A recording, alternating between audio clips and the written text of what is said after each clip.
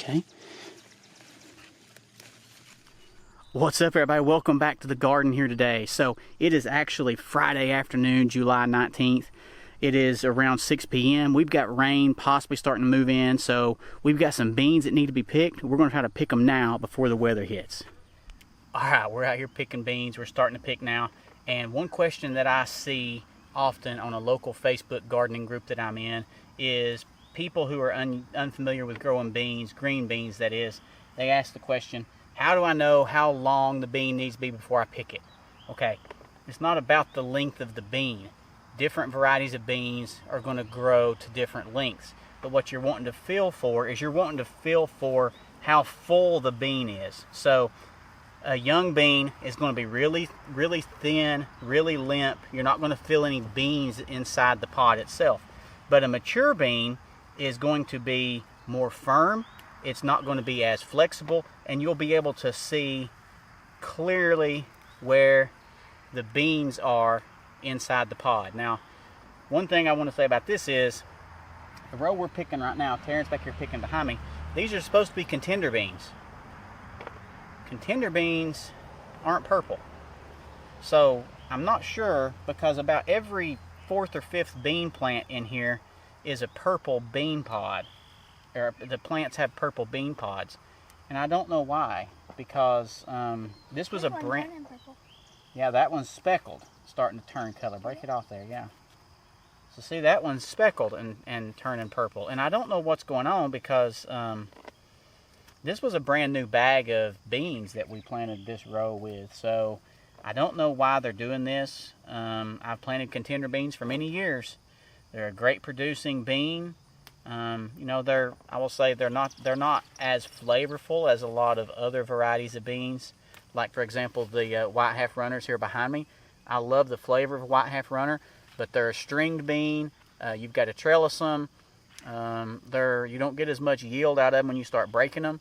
But the contenders in the Blue Lakes, they're bush beans. They're easy to grow. They're easy to handle. They break easy. They're stringless, and they produce a high yield. But they don't really have as much flavor. But we like to have them to mix in for different things. So that's what we're doing right now, is we're picking them. We're going to work our way through here. We're going to finish picking these contender beans. One other thing to point out here, baby. One other thing to point out is some people go through and they actually pull the entire bean plant, and they'll take it somewhere cool, air conditioned, whatever, and they'll pull the pods off and they're done with it. Well, we don't do that. We go through and we actually pull the bean pods off while the plant is still in the ground, because most years we'll get at least 2, oftentimes 3 harvests out of a single planting of beans. If you go through and you pull those plants up, then obviously you're only going to get 1 harvest, because now you've killed the plant. So just something to think about. There's different ways of doing it. Different people do it that way. If you go through and pull the plants up, what I'd say go behind. Plant you a second planting. You can always have a late harvest of green beans, but we do, like I said, we go through and we snap the beans off, and you know, you just kind of have to go through. They'll hide from you. You know, there's a lot here that aren't quite ready, and the drought obviously really stunted these quite a bit. Now that we're having rain, hopefully they're going to start coming back, but you got to be sure, you know, kind of move the plants around and check both sides. Check both sides, yeah, because they're going to hide from you. Lift the plants up a little bit. You can see underneath them there. Yeah, that's just, you know, kind of just a few tips on how to harvest beans. Just because what I'm seeing on Facebook apparently is that there's a lot of people that have never grown beans, but you know, I just snap them right off there. A lot of people just grab the bean and jerk. I take it and I just snap it with my thumb. There's one on the bottom. Yeah, a big one on your side. Okay. All right, I'll get it in just a second. All right, well, we're going to keep working our way through here, getting these beans off, and we'll get back with you in a little bit.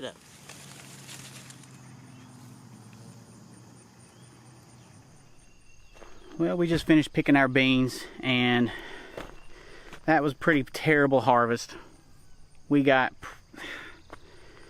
maybe 1/5 of a bushel out of this row. So the drought, just the pods are not full. The end of the bean is full with 1 or 2 beans in it, but then at the head of the bean pod, they're just empty. They're just hollow. There's nothing there, and I'm sure that's just the drought did it.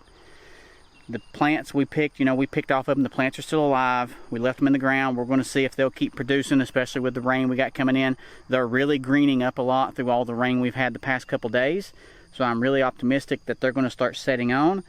The Blue Lakes over here are blooming heavily. They don't have any beans on the plant yet. So hopefully when they actually start bearing, they're going to be full bean pods. But yeah, a little disappointed with that. We did an inventory check at the house the other day, and thankfully we still have about 50 quarts of green beans that we canned last year. So we still have a bunch of beans left over for this year. So you kind of have to do that. You never know what weather conditions you're going to get each year. You kind of have to plan for the worst, plant a little bit more than you think you might need, because the next year you may get hit with drought conditions like we did here, and you find yourself in a situation where you're really relying on beans or things that you preserved the year before. So all right, well, I'm going to water these tomato plants. They are starting to look pretty poor. The corn back here is starting to turn yellow on us, which has me really concerned. Even though we had this 1 inch of rain in the past 3 days now, I'm just starting to worry it was too little too late. I really don't know that this stuff's going to produce. It's just really looking very poor. So we're going to start loading things up, get up to the house and get some stuff done up there, but we may see you back down here tomorrow. If not, thanks for watching. I really appreciate you coming along with us. Drop a comment below. Let me know if you have any questions or thoughts.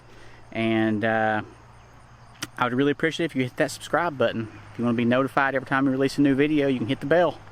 Have a blessed day. Happy gardening.